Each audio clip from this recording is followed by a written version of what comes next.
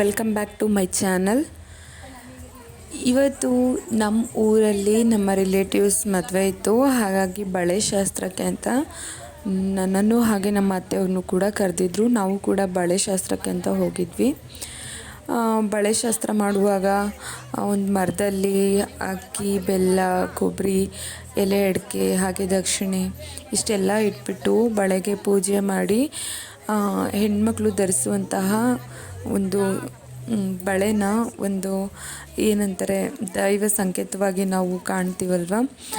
ಒಂದು ಹೆಣ್ಣಿಗೆ ಈ ಬಳೆಗಳು ಕೈಗೆ ಎಷ್ಟು ಲಕ್ಷಣವಾಗಿ ಕಾಣ್ತಾವಲ್ವ. ಹಾಗಾಗಿ ಬಳೆ ಶಾಸ್ತ್ರ ಕೂಡ ಮಾಡಿದ್ರು. ಅದನ್ನು ಕೂಡ ನೋಡಿದೆ. ನಂತರ ಪುಟ್ಟ ಮಕ್ಕಳಿಗೆ ಹಾಗೆ ಬಂದಿರೋರೆಲ್ರಿಗೂ ಕೂಡ ಬಳೆನ ತೋರಿಸಿದ್ರು.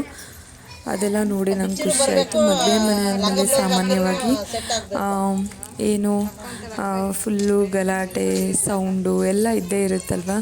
ಅದೆಲ್ಲ ಕೇಳೋದು ಮದುವೆ ಮನೆಯಲ್ಲಿ ಅದೆಲ್ಲ ಇದ್ರೇ ಚೆಂದ ಅಲ್ವಾ. ಸೈಲೆಂಟಾಗಿದ್ದರೆ ಅದನ್ನ ಮದುವೆ ಮನೆ ಅಂತಾರ, ಇಲ್ಲ ಅಲ್ವಾ. ಮದುವೆ ಮನೆಯಲ್ಲಿ ಮಕ್ಕಳು ಸೌಂಡು ಹಾಗೆ ದೊಡ್ಡವ್ರು ಮಾತಾಡೋದು ಎಲ್ಲ ಥರ ಮಿಕ್ಸ್ ಆಗಿರಬೇಕು. ಅದನ್ನು ಮದುವೆ ಮನೆ ಅಂದ್ರೇ ಅದು ಅಲ್ವಾ. ಫುಲ್ ಹ್ಯಾಪಿನೆಸ್ ಅಂತ ಅನಿಸುತ್ತೆ. ನೋಡಿ ನಾವು ಕೂಡ ತುಂಬ ಖುಷಿಯಿಂದ ಬಳೆ ತೊಡಿಸ್ಕೊಂಡ್ವಿ. ಇಲ್ಲಿ ಪುಟ್ಟ ಮಗುಗೆ ಸಿರಿ ಅಂತ ಹೇಳಿದ್ರು. ಬಳೆ ತೊಡಿಸಿದ್ರು. ಎಷ್ಟು ಕ್ಯೂಟಾಗಿ ಕಾಣ್ತಾ ಇದ್ವು ಅಂದರೆ ತುಂಬ ಚೆನ್ನಾಗಿ ಕಾಣ್ತಾ ಇದ್ವು. ಪುಟ್ಟ ಮಕ್ಕಳಿಗೆ ಕೈ ತುಂಬ ಬಳೆ ತೊಡಿಸೋದು ಎಷ್ಟು ಲಕ್ಷಣವಾಗಿ ಕಾಣಿಸುತ್ತಲ್ವ. ನಂತರ ನಮ್ಮ ಅತ್ತೆಗೂ ಕೂಡ ಬಳೆನ ತೊಟ್ಕೊಂಡು ನಾನು ಸೆಲೆಕ್ಟ್ ಮಾಡಿದೆ. ಇದು ಸ್ಯಾರಿಗೆ ಮ್ಯಾಚ್ ಆಗುತ್ತೆ, ಇದನ್ನೇ ಹಾಕೋತ್ತೆ ಅಂತ. ಅವರು ಕೂಡ ಸರಿ ಇದೆ ಹಾಕಿ ಅಂತ ಹೇಳಿದರು. ಏನಂದರೆ ನಾನು ಈ ಥರ ಹೊರಗಡೆ ವಿಡಿಯೋ ಮಾಡಿದ್ರೆ ಎಲ್ಲರೂ ಒಂಥರ ನೋಡ್ತಾ ಇರ್ತಾರೆ. ಅದಕ್ಕೆ ಮುಜುಗರ ಆಗಿ ನಾನು ನನ್ನ ಫೇಸನ್ನು ಹಾಕೋಕ್ಕಾಗಲಿಲ್ಲ. ಬಳೆ ಎಲ್ಲ ತೆಗ್ದಿರೋದು.